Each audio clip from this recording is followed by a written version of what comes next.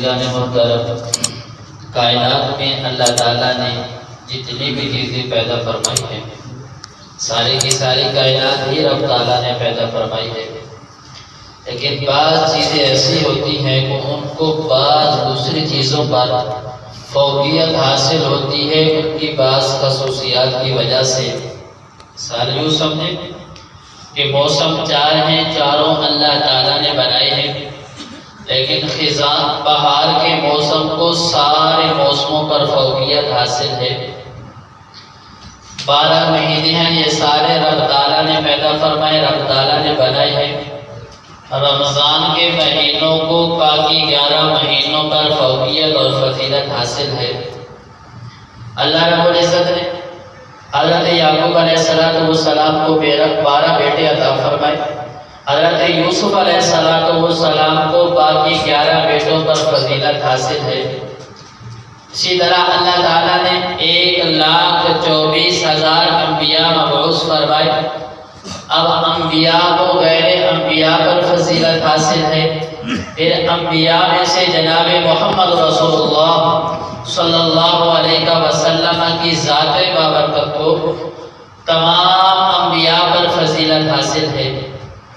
اور پھر حضور علیہ السلام کے عقد میں حضور کے نکاح میں آنے والی جو عورتیں ہیں 11 کل کائنات کی عورتوں پر ان عورتوں کو فضیلت حاصل ہے جو حضور صلی اللہ علیہ وسلم کے نکاح میں آ گئی۔ پھر ان 11 میں سے سیدہ خدیجہ الکبریٰ رضی اللہ تعالی عنہا کو بعد کی آپ کی جو ازواج مطہرات ہیں ان پر فضیلت حاصل ہے اولیت میں، کہ سب سے پہلے حضور علیہ السلام کے نکاح میں حضرت سیدہ خدیجہ الکبریٰ تشریف لائی۔ اور گزشتہ کل یعنی 10 رمضان المبارک کو سیدہ خدیجہ الکبریٰ رضی اللہ تعالی عنہا کا وصال باکمال تھا، تو آپ کی سیرت طیبہ کے بارے میں چند باتیں آپ کے گوش و گزار کرنی ہے۔ اللہ تعالیٰ شانہ حق سچ بیان کرنے کی توفیق عطا فرمائے۔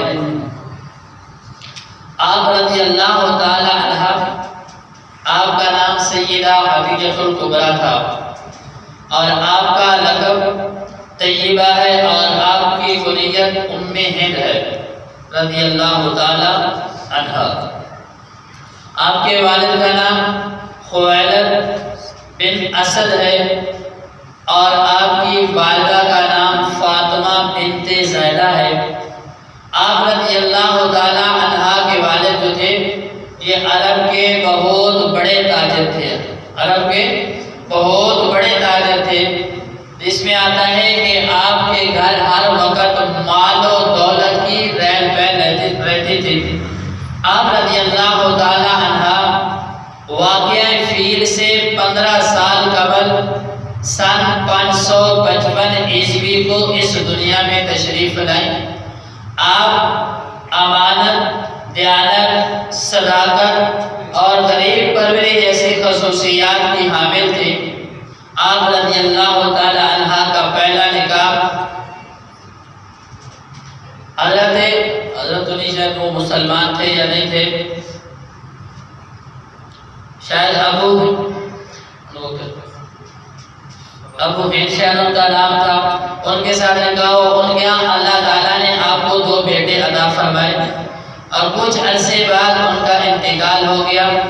ان کے انتقال کے بعد آپ رضی اللہ تعالی عنہ کا نکاح عتیق بن عائد مخزومی کے ساتھ ہوا اور ان سے آپ کی ایک بیٹی ہوئی جس کا نام ہند تھا۔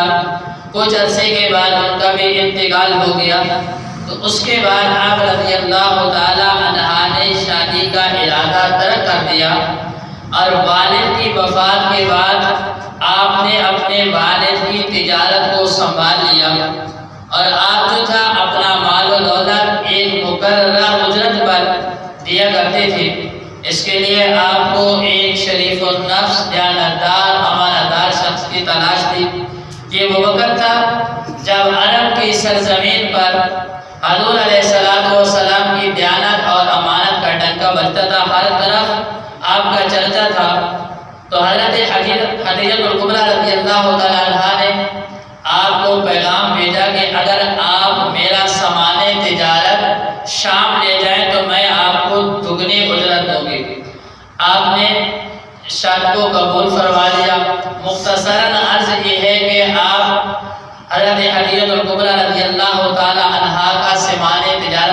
شام میں تشریف لے گئے اور حضرت خدیجہ الکبریٰ رضی اللہ تعالیٰ عنہ کے غلام حضرت میسرہ بھی آپ کے ساتھ تھے۔ آپ کی وہاں ایک راہب سے ملاقات ہوئی جس نے یہ بشارت دی تھی کہ یہ اللہ کے نبی ہیں اور آخری نبی ہیں۔ مختصراً جب آپ واپس تشریف لائے، آپ کی دیانت اور امانت کو دیکھ کر سیدہ خدیجہ الکبریٰ بہت زیادہ متاثر ہوئی اور کچھ وہ واقعات جو خلاف عادت رونما ہوئے تھے وہ جب حضرت میسرہ نے حضرت خدیجہ الکبریٰ رضی اللہ تعالی عنہا کو بیان فرمائے کہ ہم جا رہے ہیں، جب دھوپ آتی تھی تو فرشتے آتے ہیں اور اوپر سایہ کر لیتے ہیں۔ اب آپ رضی اللہ تعالی عنہ نے ایک روایت کے مطابق کہ خود اور ایک روایت کے مطابق آپ نے اپنی غلام نفیسہ بنت امیہ کو پیغام بھیجا کہ حضور علیہ السلام کو پیغام پہنچائیں کہ میں آپ سے نکاح کرنا چاہتی ہوں۔ بہرحال مختصراً حضور علیہ السلام نے یہ دعوت کو قبول کیا اور آپ صلی اللہ علیہ وسلم نکاح کرنے کے لیے آمادہ ہو گئے۔ حضرت خدیجہ الکبریٰ رضی اللہ تعالی عنہا کے گھر آپ کا نکاح طے ہوا، نکاح کی تاریخ طے ہوگی۔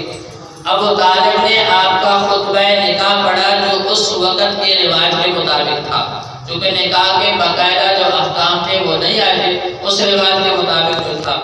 آپ رضی اللہ تعالی عنہ تقریباً 25 سال کا عرصہ حضور علیہ السلام کے نکاح میں رہی۔ شاید آپ کی 11 ازواج مطہرات میں سے سب سے زیادہ جو آپ کے نکاح میں رہی وہ یہ سیدہ خدیجہ الکبریٰ رضی اللہ تعالیٰ عنہا تھی۔ 25 سال کا عرصہ، اور روایت میں آتا ہے کہ آپ اتنی وفادار، وفاشیار اور خدمت گزار تھی کہ جب حضور علیہ السلام غار حرا کے اندر غور و فکر کے لیے تشریف لے جاتے تو حضرت خدیجہ الکبریٰ رضی اللہ تعالیٰ عنہا یہ کھانا پکا کر یہ غار حرا مکہ کی آبادی سے تقریباً 3 میل کے فاصلے پر تھی، تو آپ وہاں پر کھانا پہنچاتے۔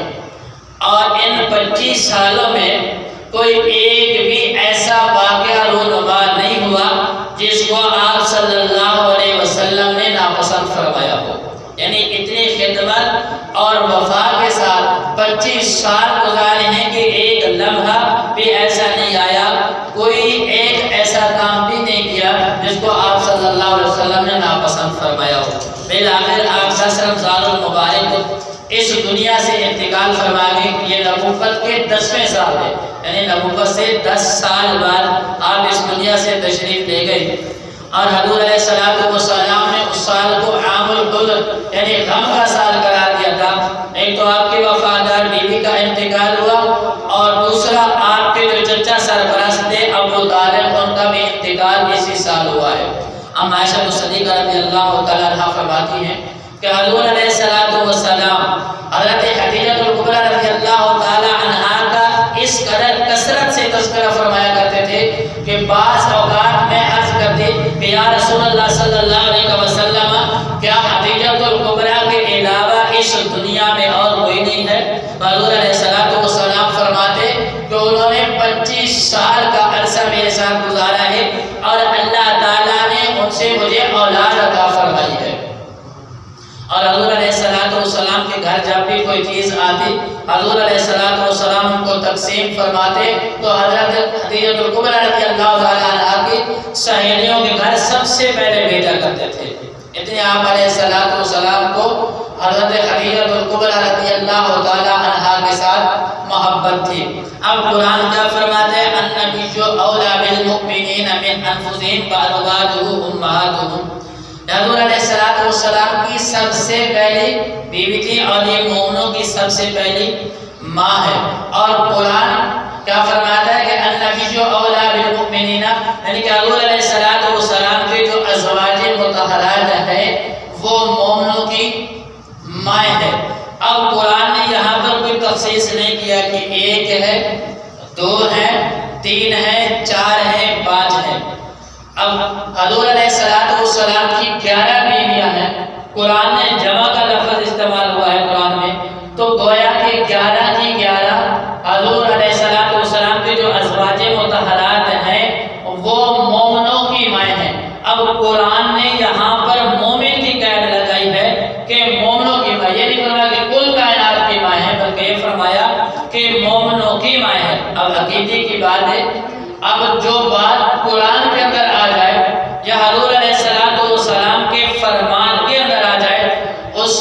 اس میں شک کی گنجائش نہیں ہوتی۔ اب جو شک کرتا ہے وہ سمجھ لو کہ اس کے ایمان کے اندر شک ہے، نہ رب کے قرآن کے اندر کوئی شک ہو سکتا ہے، نہ حضور کے فرمان کے اندر کوئی شک ہو سکتا ہے۔ اب اگر کوئی 1400 سال بعد اٹھ کے کھڑا ہو جائے، وہ کہے کہ میں حضور کی فلاں بیوی کو نہیں مانتا، اب اس کا یہ دماغی فرق تو ہو سکتا ہے، لیکن قرآن کے اندر تو کوئی فرق نہیں ہے۔ 1400 سال پہلے قرآن نے ایک مور لگا دی ہے کہ جو حضور کی بیویاں ہیں یہ مومنوں کی مائیں ہیں۔ اگر کوئی انکار کرتا ہے تو پھر پکا یقین ہو گیا کہ وہ مومن نہیں ہے، کیونکہ قرآن نے اعلان کر دیا کہ ازواج مطہرات مومنین کی مائیں ہیں۔ جو انکار کرتا ہے سمجھو کہ اس کا ایمان نہیں ہے۔ یہ قرآن کے فیصلے کے مطابق ہے، اور الحمدللہ ہمارا تو عقیدہ ہے کہ ہم حضور علیہ السلام اگر اللہ تعالیٰ کی ذات کے بعد اس دنیا میں کسی کو مانتے ہیں تو حضور علیہ السلام کی ذات ہے، پھر آپ کی ازواج مطہرات ہیں، اہل بیت ہیں، صحابہ کرام ہیں، تابعین ہیں، تبع تابعین ہیں، اولیاء کرام ہیں۔ الحمدللہ ہم تو سب کو مانتے ہیں، کسی کا انکار نہیں کرتے۔ اللہ نہ کرے، خدا نہ خواستہ، اگر کسی سے کوئی خطا ہو گئی ہے، چاہے وہ صحابی ہے کوئی یا صحابیہ عورت ہے یا حضور علیہ السلام کی ازواج مطہرات میں سے کوئی ہے، ہم ان کی غلطی نکالنے سے پہلے ہم اپنے آپ کو تو دیکھ لیں کہ میری اتنی جرأت اور اتنا میرا مقام ہے کہ میں حضور صلی اللہ علیہ وسلم کے کسی بیوی پہ کوئی بہتان لگاؤں یا اس کی غلطی نکالوں، یا کیا میرا مقام کسی صحابی کے برابر ہے یا حضور کی کسی صحابیہ کے برابر میرا مقام ہے؟ جب ہم ان کے پاؤں کی مٹی کے برابر بھی نہیں ہیں تو پھر ہمیں یہ حق بھی حاصل نہیں ہے کہ ہم ان پہ کوئی اعتراض کریں۔ جیسے ہمیں حکم ہوا ہے، حضور علیہ السلام کا فرمان ہے اصحابی کالنجوم، میرے تمام صحابہ سے داروں کی مانند ہے۔ بس ہمارا عقیدہ ہے ہم سب کو مانتے ہیں، ہم کسی کے اندر کوئی اعتراض نہیں نکالتے۔ اب جو کرتا ہے وہ کرتا رہے، اس سے ہمارا کوئی لینا دینا نہیں ہے۔ ہم نے تو وہ ماننا ہے جو قرآن کے اندر آیا ہے، جو حضور صلی اللہ علیہ وسلم کے فرمان کے اندر آیا ہے۔ اب تعالیٰ شان سے دعا ہے کہ اللہ تعالیٰ ہم سب کو حضور علیہ السلام کی اور آپ کے صحابہ کی، ازواج مطہرات کی، اہل بیت کی، اولیاء کرام کی، سب کی سچی سچی محبت نصیب فرمائے۔ وما علینا الا البلاغ المبین۔ بسم اللہ۔